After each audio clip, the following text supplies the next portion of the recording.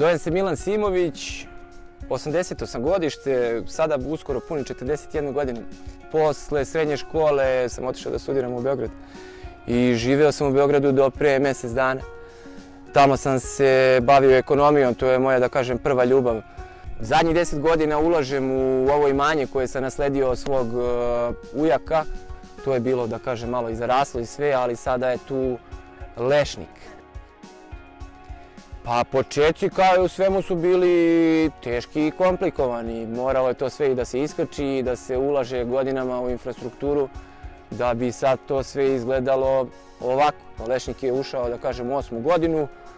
Borovnica je dole pod protivgradnom, ona je neki 70% je 4. godina zasada hidroponskog uzgoja u saksiji, ostali procenat je 3. godina zasada. Imam jedan mali procenat, neki 10-15% koje sam zamenio sadnice Blue Cropa. Sada imam samo Duke i Duke se ispostavio kao vrlo dobra sorta, jer iz nekog razloga u Srbiji u tom periodu tada imamo mi Duke koji popunjava tu prazninu na svjetskoj berzi. Druge sorte su fantastične, neke daju čak i mnogo veće prinose, ali nisu interesantne tržištu.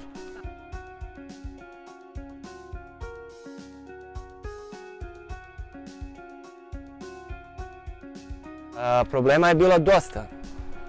Prvenstveno u nabavci materijala i sadnog i materijala što tiče navodnjavanja i saksija, sve to nekako rezultovalo da ja imam od samog starta određene probleme. Ali sam se izborio sa svim tim i određene saksije su zamenjene i određeno navodnjavanje cevi koje su pucale su zamenjene i asortimen voća je zamenjen. Promrzline koje su veliki problem, ne samo ovdje kod mene u Arilju, nego u regionu cijelom.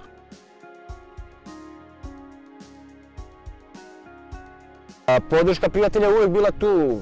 A što se tiče države, ja sam koristio subvenciju za mlade poljoprivrednike do 40 godina koju sam iskoristio u navodnjavanje, gdje sam ujedno i vašu aplikaciju ugradio, sa kojoj sam stvarno prezadovoljan, i određene sisteme za skladištenje vode. Sa vašom aplikacijom to sad sve izgleda dosta lakše i olakšavajuće, jer nekad sam morao da pešačim odozdo do Borovnice, do gore, do suda koji se nalazi nekih 50 metara, sad da ne gledamo visinske razlike, po 3 do 4 puta na dnevnom nivou, što uopšte mi nije bilo lako, jer realno je da tu količinu vode od nekih 4 do 5 litara za svaku borovnicu treba da upustiš u neka 3 do 4 puta dnevno, kada su pogotovo suše, a ne odjednom. I ti onda svaki put moraš da ideš i svaki put da pališ navodnjavanje i svaki put da otvaraš sisteme za đubrenje i da već ne govorim neke druge stvari. A sada ja lepo izvadim telefon, ukucam koliko minuta, koju zonu, koliko će da mi traje navodnjavanje, meni je to olakšalo život stvarno mnogo. Prekoristio sam te visinske razlike, postavio sam sud na nekih, borovnica mi je nekih 47 metara niža od tog suda i onda sam ostvarivao prirodnim padom bez ikakvih pumpi, skoro 4-4,5 bara pritiska, što je idealno, a lešnik mi je udaljen od tog suda nekih 23-4 metra, što je, da kažem, 2 bara. I to je dobro, ali nije baš toliko dobro jer malo duži period treba da prođe da bi taj zadnji lešnik u odnosu na prvi lešnik dobio istu količinu đubriva i istu količinu vode. Jedan savjet koji je najbitniji po meni, to je da se pre svega narod edukuje. Ne da odmah uskoči u smislu da je čuo od nekoga da to valja pa da odmah uloži novac ili trud.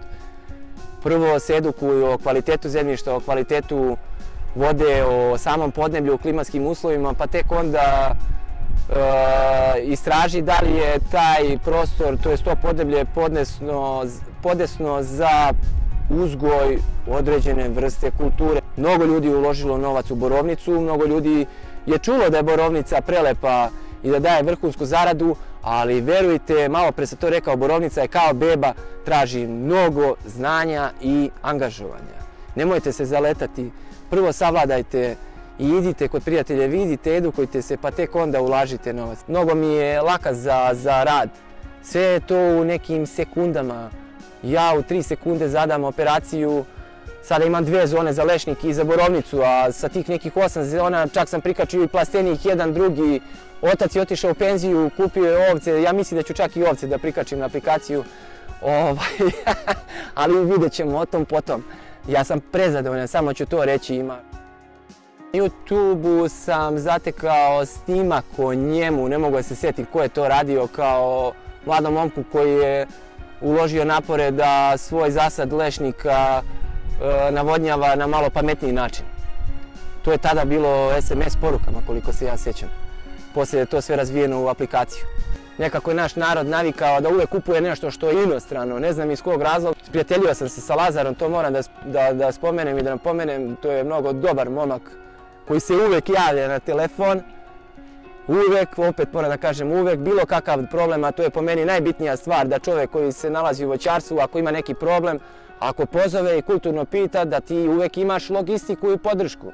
Ja kao kupac moram imati informaciju u trenutku da bih mogao da rešim problem, da bi voćka mogla da da rod u određenom roku i da bude prva klasa.